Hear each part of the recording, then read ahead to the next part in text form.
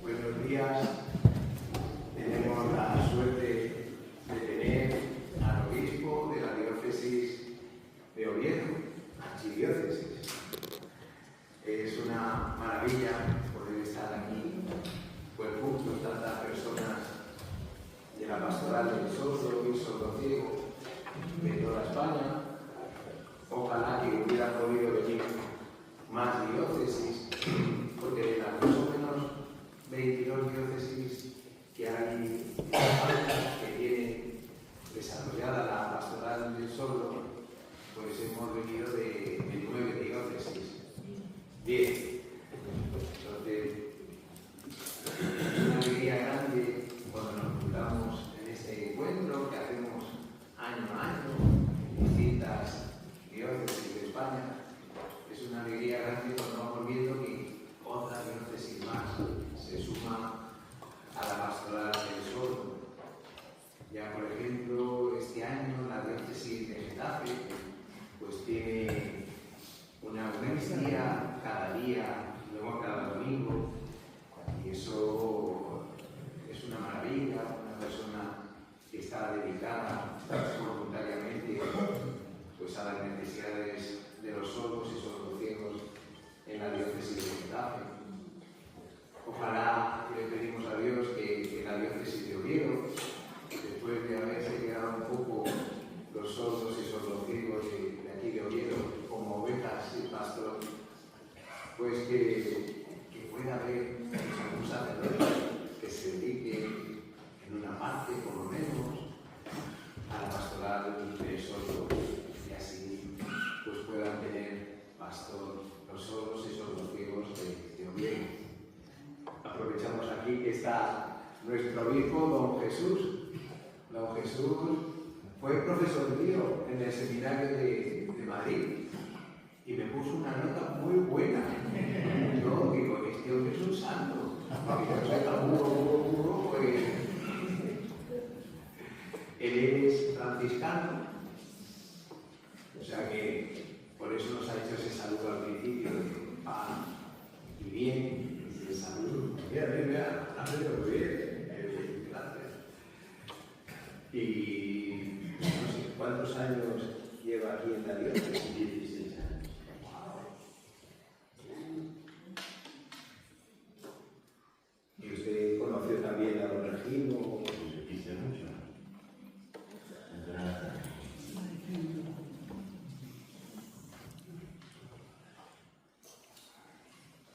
Esta tarde tendremos una presentación de su vida, con fotografías, con el testimonio de varias personas que le conocieron.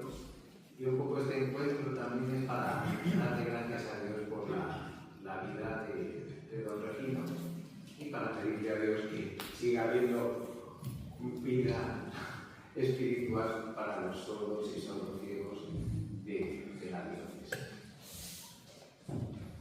Bueno, pues, si me quiere usted presentar un poco más, por eso es suficiente.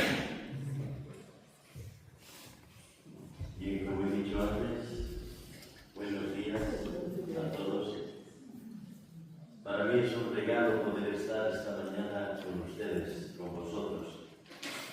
Y me conmueve ver personas Sin embargo, se puede llegar con la palabra y los signos.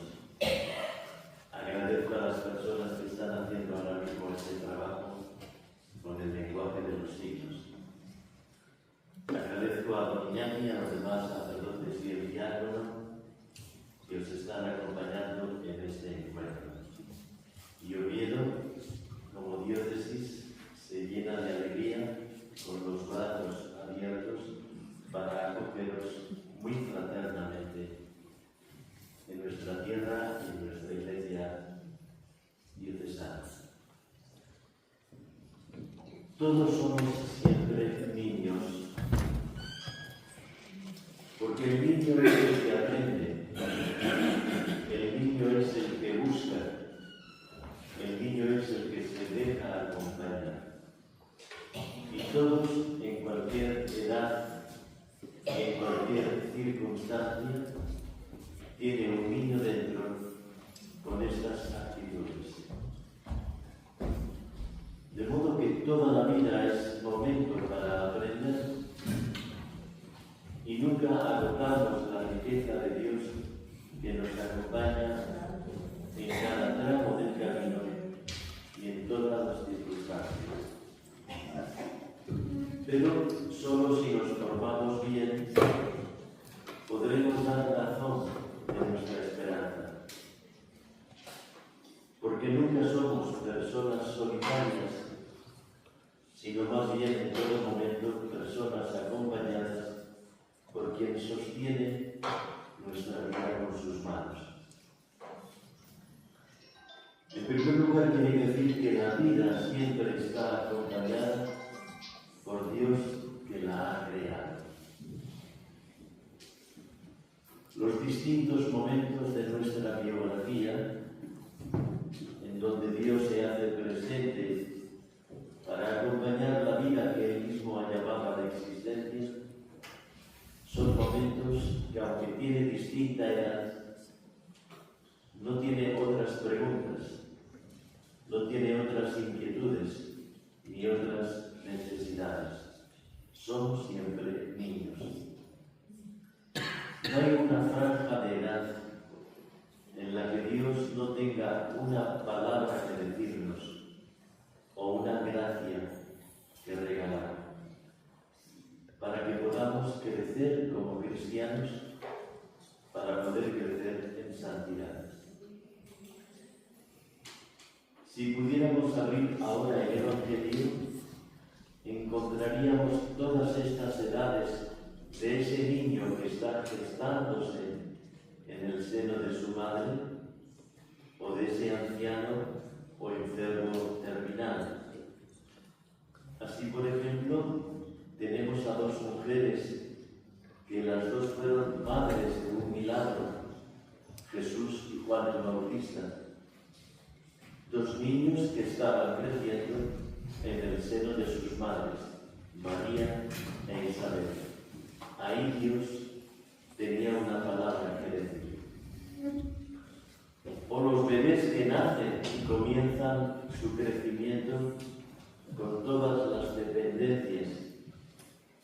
Me gusta pensar que Jesús en Nazaret tuvo que aprender a hablar, tuvo que aprender a andar como cualquier niño, como tú y como yo. Y tenemos a Jesús, que ha sido un niño que iba creciendo con sus preguntas, también con sus certezas, como el Hijo de Dios. Tenemos también jóvenes que se abren a su autonomía con las incertidumbres propias de su edad. El discípulo San Juan era joven. ¿Quién, perdón? San Juan era joven, el más joven de los discípulos, y también sabemos por los evangelios de otro joven que era rico y que no aceptó seguir a Jesús. Niños que se gestan, bebés que van creciendo, jóvenes que se abren, adultos que también se aventuran en la responsabilidad familiar y profesional, aparecen también en el Evangelio. Vemos que San José en su taller como artesano de Nazaret. Vemos también al centurión que fue pedir ayuda a Jesús, siendo un importante militar. Los pescadores a los que luego Jesús hizo discípulos. Es decir, adultos que tienen responsabilidades familiares y trabajadoras. Finalmente, también en los evangelios aparecen ancianos que ven cómo sus días van terminando en el ocaso de su camino, como Simeón y Ana, que esperaron hasta encontrarse con el pequeño Jesús. Todas estas franjas de edad han sido escenarios en donde Dios ha dicho una palabra o ha regalado una gracia. En segundo lugar, la compañía de Dios aparece no solo en las edades que acabo de referir, sino también en todos nuestros escenarios vitales. Porque Dios se compromete con sus hijos como un padre o una madre con sus propias criaturas. Porque un padre o una madre no solo engendran, no solo ven nacer, sino que acompañan viendo crecer al hijo de sus entrañas. Ponemos tres ejemplos, también de lo que aparece en el Santo Evangelio. Cuando todas las cosas están todavía por descubrir y vemos que a los niños que se asoman a la ventana de la vida, siendo niños o siendo jóvenes, todo gira en torno a un juego inocente, como aquellos pequeños que jugaban en la plaza de aquel pueblo de Nazaret. Y Jesús se fijó en niños que jugaban. Y ese fue un ejemplo precioso. Solo quien sea como ellos me entenderá. Además de los niños y sus escenarios inocentes, cuando nos vamos haciendo camino, descubriendo cuál es nuestro lugar, cuál es nuestra posible aportación a la sociedad y a la Iglesia, vemos que también hay personajes en el Evangelio como Nicodemo, que iba de noche a buscar al Maestro, o aquellos nuevos discípulos que se asomaron a un horizonte para ellos insospechado, pero que encontrando a Jesús crecieron. Pescadores de diferentes trabajos, y todos fueron encontrados por Jesús, y a partir de ese encuentro les cambió la vida. Y finalmente, cuando el tercer escenario es cuando llegamos a la madurez, cuando llegamos a la ancianidad, ese momento en el que hacemos síntesis de nuestra andadura con todas las luces y sombras, con todos los aciertos o pecados.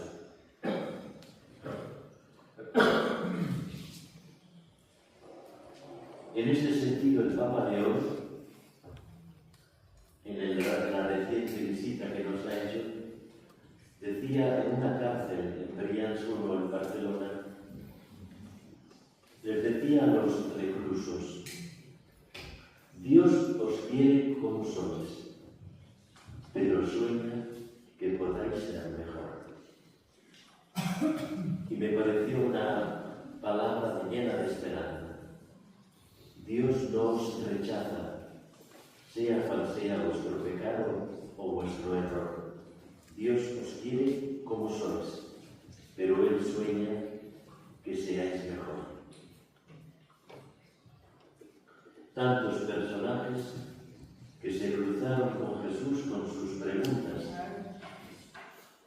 sus pecados, con sus historias, como sucedió a los dos ladrones del Calvario. Historias parecidas que terminaron de modo diferente. El buen ladrón y el mal ladrón. Además de las edades de nuestra biografía y de los escenarios en los que caminamos, este es el tercer punto, hay situaciones que nos van a determinar, porque tenemos posibilidades o carencias físicas, intelectuales, espirituales y morales que nos pueden condicionar. Por ejemplo, personas que llevan una vida normal, con todos sus altibajos, y así fueron tantos que acudían a escuchar a Jesús para oír sus parábolas y para presenciar sus milagros. Gente normal, en familia, en su trabajo, con sus preguntas, con sus dudas, con sus certezas, gente normal que va a escuchar a Jesús el Maestro. También Jesús se encontró con personas que por alguna dificultad de nacimiento o dificultad adquirida después por una enfermedad sufren límites. Personas que eran ciegas, sordas, mudas, personas que tenían lepra, personas tullidas que no pueden caminar, aparecen continuamente en los evangelios. Situaciones de nacimiento o situaciones que han ido después adquiriendo que se cruzan con Jesús y el Maestro tiene una palabra y una gracia para ellos. Personas que se enamoran y que viven gozosos el regalo del amor y de la familia, como los dos esposos de las bodas de Caná, que se quedaron sin vino. En una boda lo más importante son los novios, pero si falta el vino, la boda no es igual. Y María se dio cuenta y dijo: aquí falta el vino, no la novia, no el novio, pero falta el vino. Haced lo que Él os diga. Y se produjo el milagro de convertir el agua en vino. Personas enamoradas que tienen dificultades. Hay también otras personas que han de afrontar la soledad, la incomprensión, como aquel paralítico junto a la piscina de Siloé y que fue salvado por Jesús, sacándole de la soledad y de aquella incomprensión que despreciaba a un paralítico que no se podía mover. Hay personas también que deben asumir las consecuencias de sus errores y sus contradicciones, como Zaqueo, el que robaba, el más odiado de la ciudad de Jericó, o la Magdalena, con sus historias inmorales. Personas que tienen que asumir las consecuencias de errores y de pecados. Y finalmente, en este punto, personas que en todo momento han descubierto la mano de Dios y en cualquier situación descubren la llamada de Jesús para caminar hacia la santidad, como la viuda de Naín, que va a enterrar a su hijo único, o como aquella anciana que va a echar una moneda en el cepillo del templo, siendo todo lo que ella tenía. Bien, vemos en todo este cruce de biografías que no hay ninguna edad, no hay ninguna situación humana que esté al margen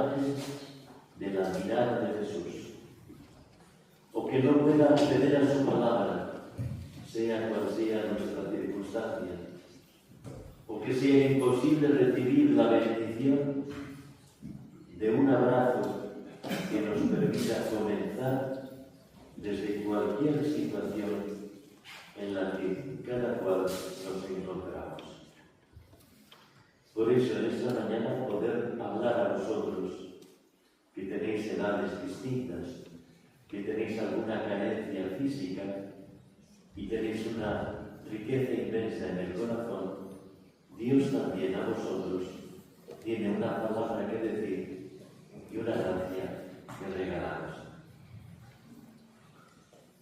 Se me pedía con esta introducción que dijese algo sobre la formación.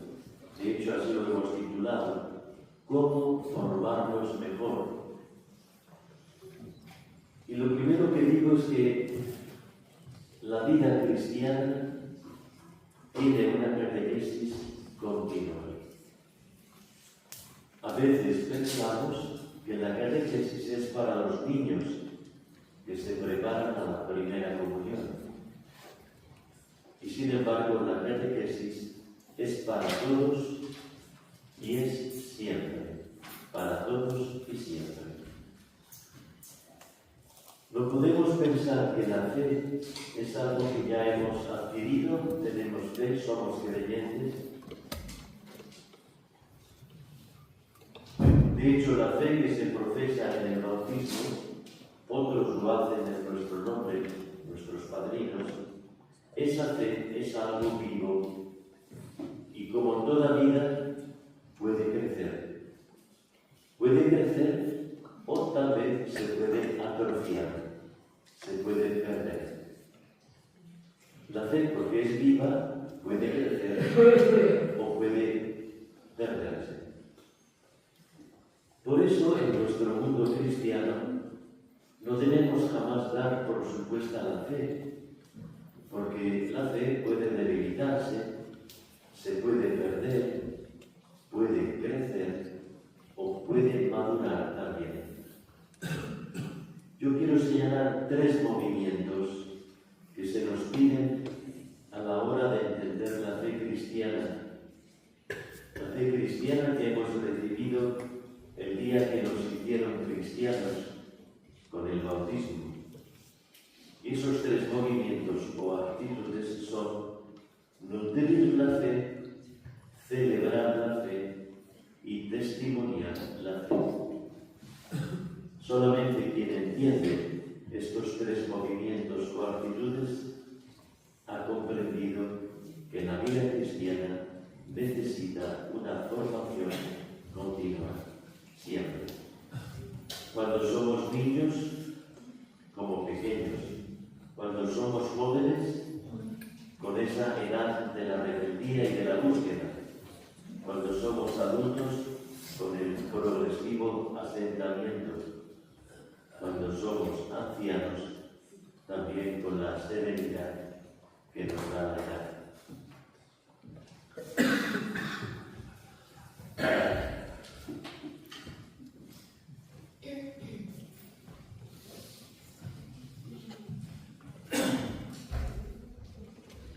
¿Va bien así?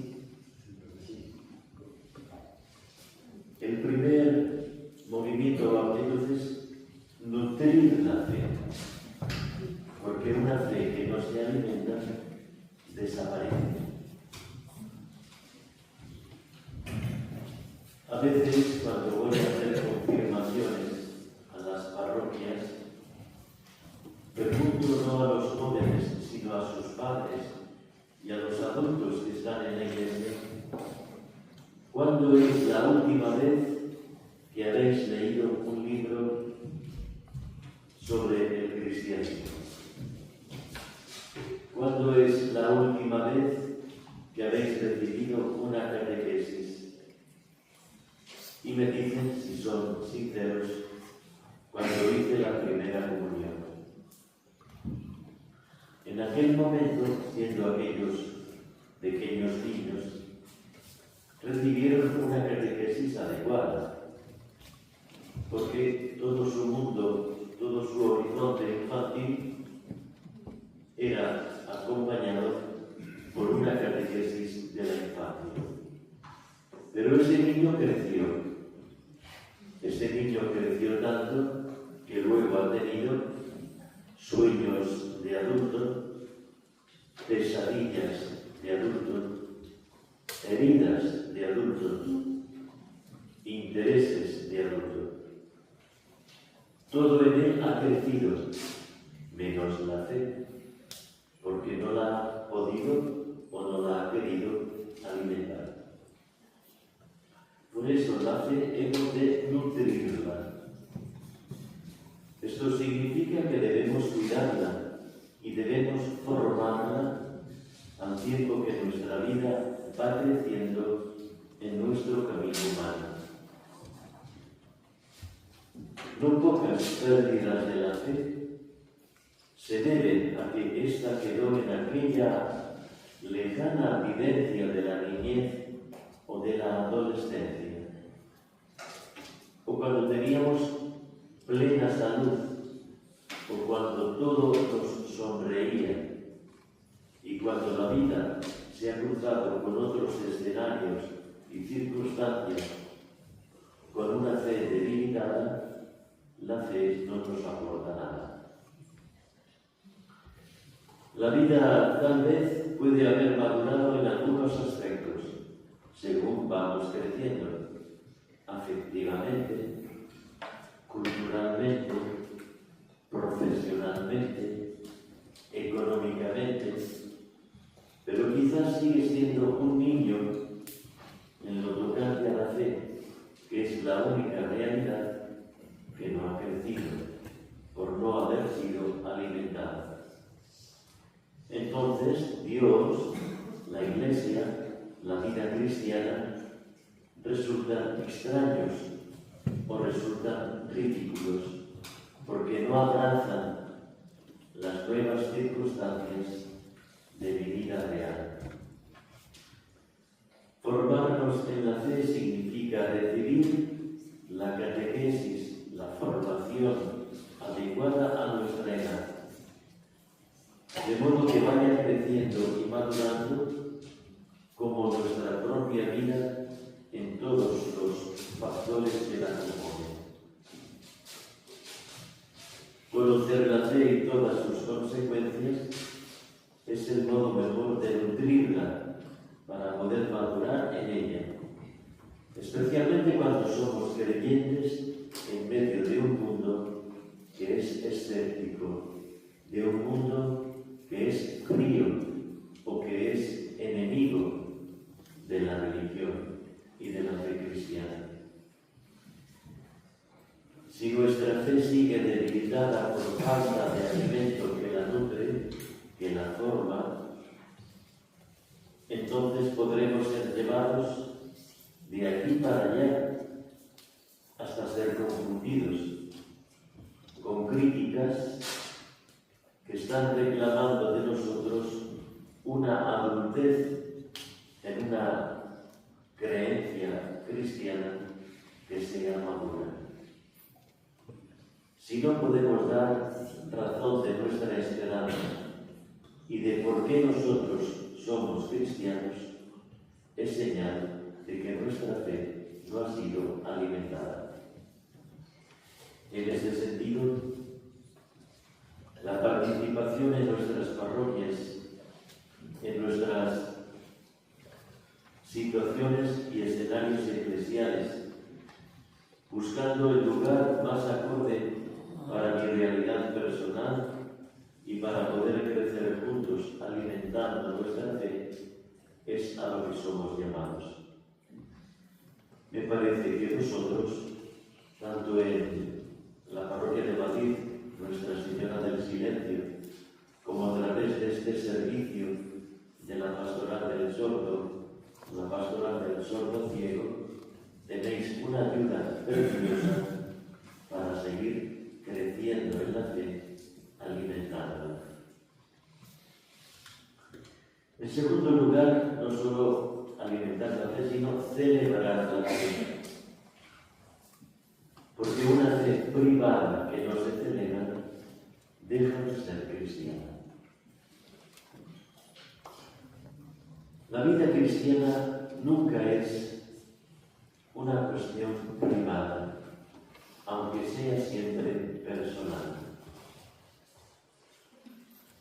La celebración significa que nuestra oración personal con Dios, la celebración de la liturgia y de los sacramentos que acompañan momentos claves de la vida, nos ayudan a reconocer y a gozar de la presencia de Dios en medio nuestro, que sabe acompañarnos con dulzura y con discreción. El encuentro personal con Jesús, como vemos que sucedía en su época con las distintas personas con las que él se iba encontrando. Recordad a Mateo, el que estaba recaudando impuestos para el Imperio Romano, se encontró con Jesús y cambió totalmente, haciéndose su discípulo. Pedro, que no tenía más afán, más interés que el poder sacar alguna sardina más noche tras noche en sus pescas en el mar. O Magdalena, con sus historias que no se pueden contar en horario infantil. Zaqueo, que robaba todo lo que podía a la buena gente de Jericó, y por eso era muy bajito de estatura, pero altísimo en el odio que a él se le tenía en su pueblo. O la samaritana, aquella mujer que tenía sed e iba cada día al pozo de Sicar con sus trampas y con una historia de maridos que Jesús le señaló. Nicodemo, que iba de noche clandestinamente para que nadie le viera que acudía a Jesús como maestro. La viuda de Naín, que antes señalaba con sus lágrimas de una mujer sola, sin marido, viuda y sin hijo, al que iba a enterrar.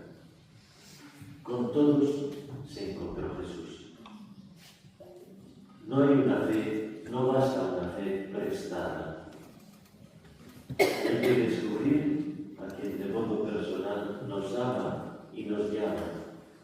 Jesús sabe mi nombre, Jesús sabe mi edad, Jesús conoce y ama mis circunstancias. Y esto es lo que tenemos que celebrar, porque yo no me escondo en un rincón para decir gracias o para decir ayúdame, solamente esto, sino que además de hacer mi oración personal, la oración también tiene que ser celebrada con otros hermanos que tienen otra edad y tal vez otras circunstancias, pero que nos miran los mismos ojos y nos sostienen las mismas manos y somos bendecidos por la misma gracia. Por eso la comunidad cristiana celebra esa compañía personalizada de Dios, siendo Él mismo, nos hermana, nos une fraternalmente en los momentos claves de nuestra vida. Cuando nacemos, con el bautismo. Cuando crecemos teniendo que ser alimentados, con la Eucaristía. Cuando nos equivocamos y pecamos, con la confesión y la penitencia. Cuando necesitamos ser fortalecidos, con la confirmación. Cuando nos enamoramos y nos casamos, con el sacramento del matrimonio. Cuando somos llamados a una vocación especial, con el sacerdocio, con la vida consagrada. Cuando enfermamos, con el sacramento de la unción. No solo con estos 7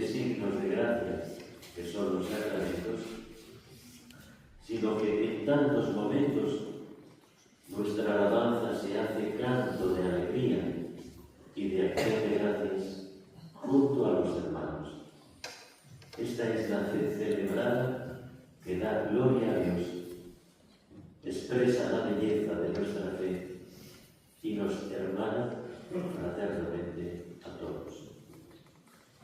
Y el último punto es que además de la fe nutrida y la fe celebrada, la fe tiene que ser testimoniada.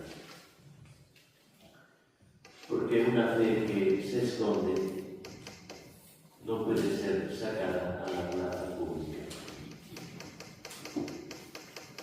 No solo vivimos la fe en la intimidad de nuestra persona y en la casa de Dios, la Iglesia, junto a los hermanos, sino que esta fe hay que sacarla a la plaza pública. Aquí donde está la realidad, a veces complicada, no siempre fácil, de lo que sucede en el mundo y en la sociedad, donde sucede lo mejor y lo peor, en la plaza pública. En el cenáculo se prepara la acogida del don de Dios, como hizo María con aquellos discípulos asustados tras la resurrección de Jesús. Estaban asustados y encerrados en aquella estancia. María les enseñó a esperar, les enseñó a orar para acoger la promesa del Espíritu Santo. Cuando el Espíritu Santo llegó, las ventanas y las puertas se abrieron. Sus temores desaparecieron.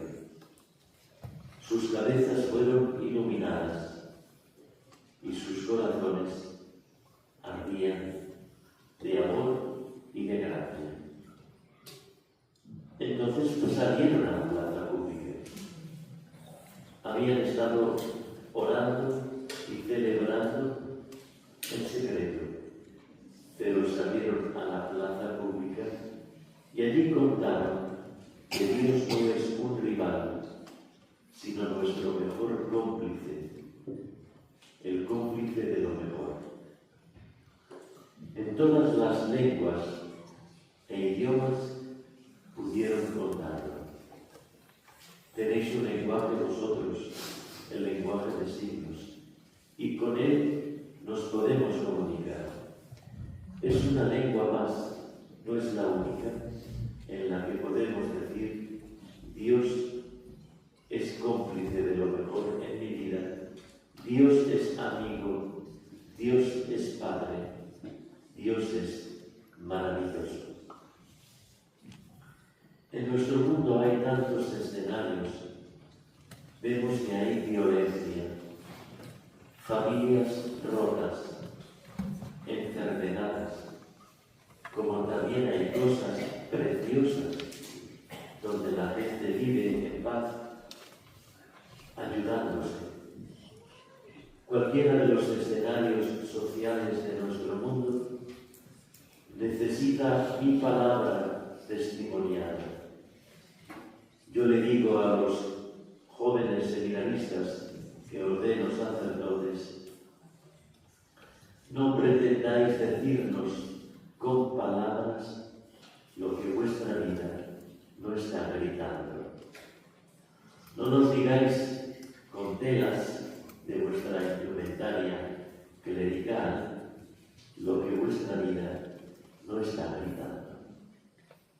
Por eso, a través de nuestras posibilidades, con nuestro lenguaje, el que cada uno tiene, tenemos que testimoniar la fe como quien anuncia el Evangelio. La formación cristiana nos acompaña en esta aventura, la aventura de la historia con nuestra presencia cristiana, donde tenemos que dejar que nuestra fe católica se haga cultura, se haga política, se haga arte, se haga solidaridad, se haga caridad, se haga compañía fraterna. León XIV nos ha recordado recientemente que la transmisión de la fe pasa necesariamente por el encuentro con personas y comunidades que expresan la alegría de la fe cristiana y la coherencia de un estilo de vida evangélico. A esto somos llamados. Queridos amigos, queridos hermanos, la formación cristiana que todos necesitamos en ese momento de mi edad que coincide con mis años, en el enclave de mi circunstancia donde yo hoy vivo y convivo, y en medio de las realidades que nos determinan por las cosas que nos suceden, tiene este reclamo que se concreta en una fe que sabe nutrirse, que sabe celebrarse y que sabe testimoniar. Este es el sentido de la pastoral del sordo y del sordo ciego, como la de cualquier otra pastoral que abraza nuestras vidas, acerca